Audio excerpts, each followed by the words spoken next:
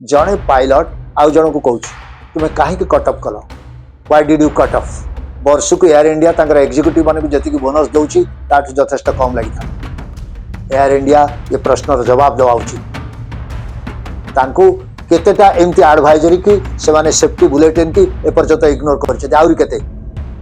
260 जन लोकंकर परिवार जस्टिस चाहते एमाने बोइंग रो इमेज टाकू बंचे रखा चाहते से बंची ना तेणु डिफेंड कर सब पकड़।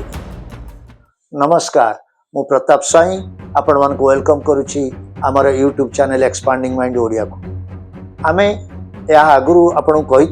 अहमदाबाद रे जो जून 12 तारीख रे हेतला एयर इंडिया AI-171 क्रैश तार लेटेस्ट न्यूज आसिले आपण मान सहित शेयर कर आ भितर सरकार प्रिलिमिनरी रिपोर्ट आसी तो लेटेस्ट अपडेट सहित आमे आपण पाखु पुणी आसछु जहाँ आसी जो रिपोर्ट सेटा आपण को आश्चर्य करिवो। आज आमे डीप एनालिसिस करबा से प्रकृत तथ्यर किछि न्यूज चैनल बा सोशल मीडिया किछि मिसलीड करबा को चेष्टा करछन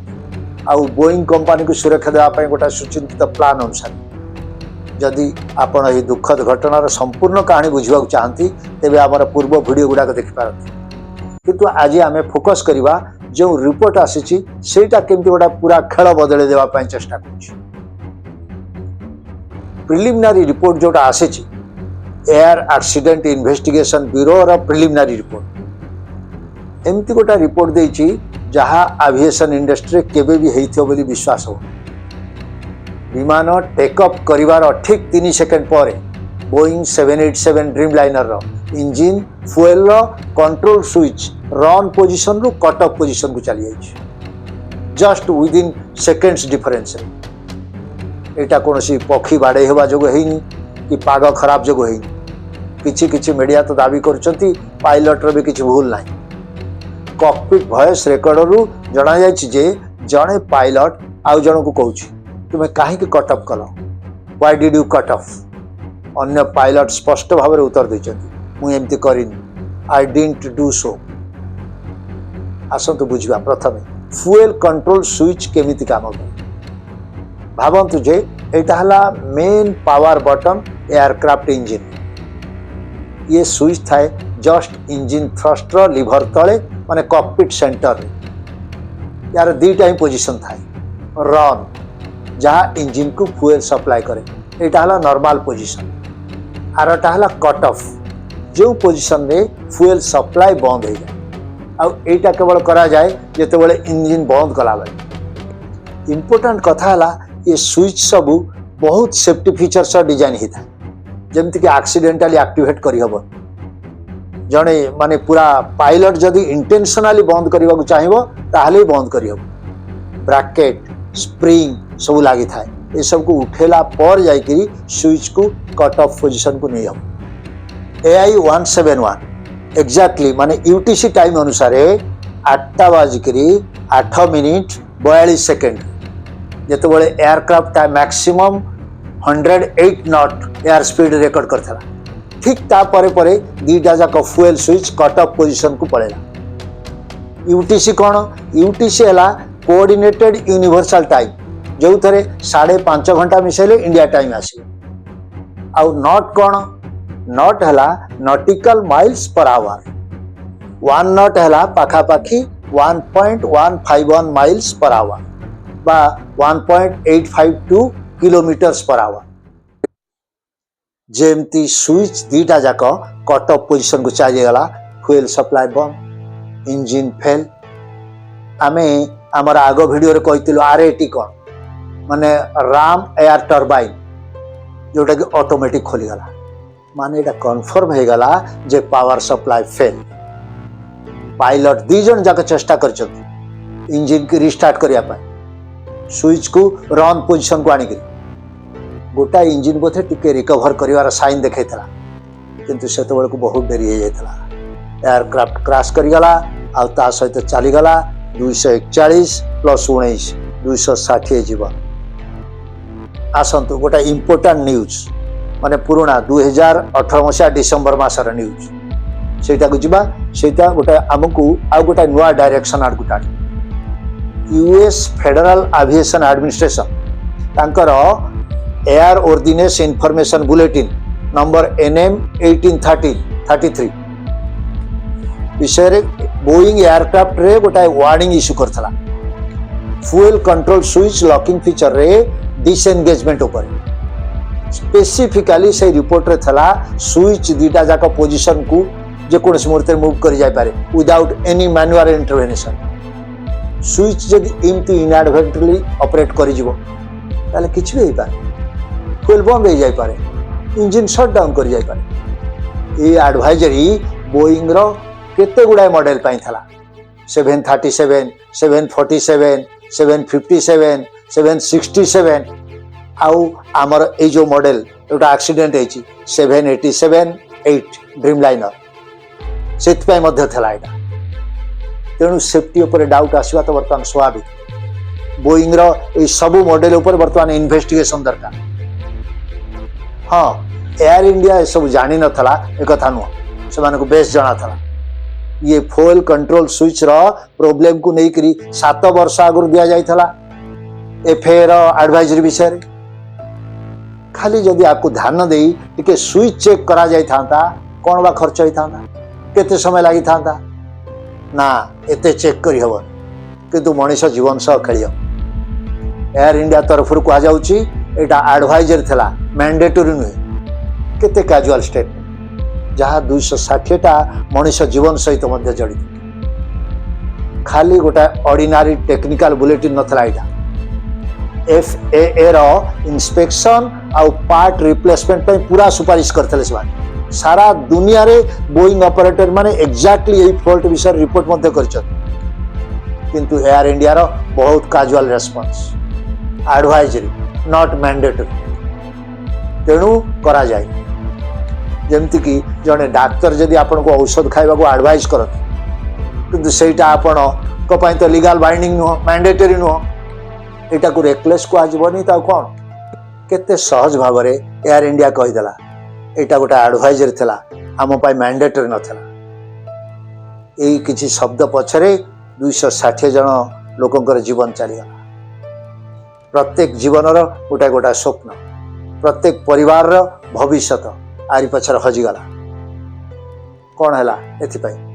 एयर इंडिया रो फाइनेंशियल कोन इन्वॉल्वमेंट हेतांता से केते पैसा खर्च हेतांता ए किछि पार्ट रिप्लेस करिया पई बा इंस्पेक्शन पाई केते समय लागि थांता ए पार थांता एयर इंडिया पाखा पाखी 190 टा एयरक्राफ्ट ऑपरेट करूछि सेतरे 58 टा बोइंग मॉडल मध्ये अछि यदि प्रत्येक बोइंग मॉडल लो स्विच कंट्रोल स्विच की यदि चेंज करा जाता केते लागि था किछि $1000 लागि था मत तो लागुनी से वर्ष को एयर इंडिया तांकर एग्जीक्यूटिव माने को जति की बोनस दउची ताठ यथेष्ट कम लागि था एयर इंडिया ये प्रश्न रो जवाब देवा उचित तांको केतेटा एमती एडवाइजरी की से माने सेफ्टी बुलेटिन की ए पर्यंत इग्नोर करछे आउरी केते भी करथिबे तांको पई कोन क्राइटेरिया से माने रखिचंती जोटा कि सेफ्टी रिकमेंडेशन को से माने फॉलो करिया पई ठीक बोली भाबत कोन तांका क्राइटेरिया आउ केते पैसेंजर कर जीवन नेले से माने सीरियस हेबे आ पाए आउ इनके गोटा एयरलाइंस को लोक माने किंतु भरोसा करि पारबे जे कि सेफ्टी की ऑप्शनल बोली भाबुछ 260 जन लोकंकर परिवार जस्टिस चाहत इंडिया एयर इंडिया रो जो एडवाइजरी नॉट मैंडेटरी एटा को नेग्लिजेंस खाली कहा जाय परिबो एटा गोटा एकदम लो मोरालिटी बोली कहा जाय परिबो बोइंग होची गोटे मेगा कॉर्पोरेशन तांकर बिलियंस ऑफ डॉलर्स अछि तांकर पीआर रिसोर्सेस पूरा एक्सटेंसिव से माने बहुत बड़ बड़ कम्युनिकेशन स्पेशलिस्ट मान को हायर कर पार जो माने कि मीडिया को पूरा मीडिया नैरेटिव्स के इन्फ्लुएंस कर देबे इवन पब्लिक परसेप्शन को भी चेंज कर देबे तांकर जो हमर AAIB रो प्रिलिमिनरी फाइंडिंग पूर्वरु जिमति भाबरे से माने गोटे प्रो बोइंग ऊपर आर्टिकल बाहर कर दे ता माने कोन सेतु कैलकुलेटेड जणा पडुची जे एमाने बोइंग रो इमेज टाको बंचे की रखिया चाहते कंपनी रेपुटेशन टाको बंचे चाहते कारण ओ पायलट दिजन तो मर जाइछथि मिस्टर सुमित सबरवाल आउ ताकर क्लाइव कुंदर से दी जन तो ना बहुत एक्सपीरियंस थे समस्त जानते से कदा भूल हेन से बंची ना तेणु डिफेंड कर सब पकड़ कारण बोईंग हिस्ट्री आगु रही इमतिया पायलट को दोष पकेवा जो 737 मैक्स क्रैश करथिला से से प्रथम बोईंग चेष्टा करथिला जो होची पायलट को ऊपर दोष पकेवा तापर जो जना पड़ला जे तांकर फल्टी MCS थला सेते बळे से माने पाखा पाखी $20 बिलियन ठू अधिका कंपेनसेशन देथि इवन इफ तांका अगेंस्ट क्रिमिनल चार्जेस मध्ये लागितला बोईंग अगेंस्ट एमाने वर्तमान जो 787 क्रैश रे अगेंस्ट से सेम गेम खेलिया जाउछन से माने पायलट को ऊपर दोष पकई करी निजे खसी जाउ चाहछन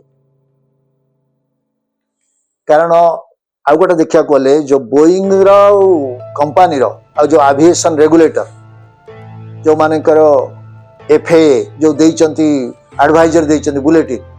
जोटा कि नहीं कहते एयर इंडिया मान नथला कहीं से कहते एडवाइजर थला मैंडेटरी नथला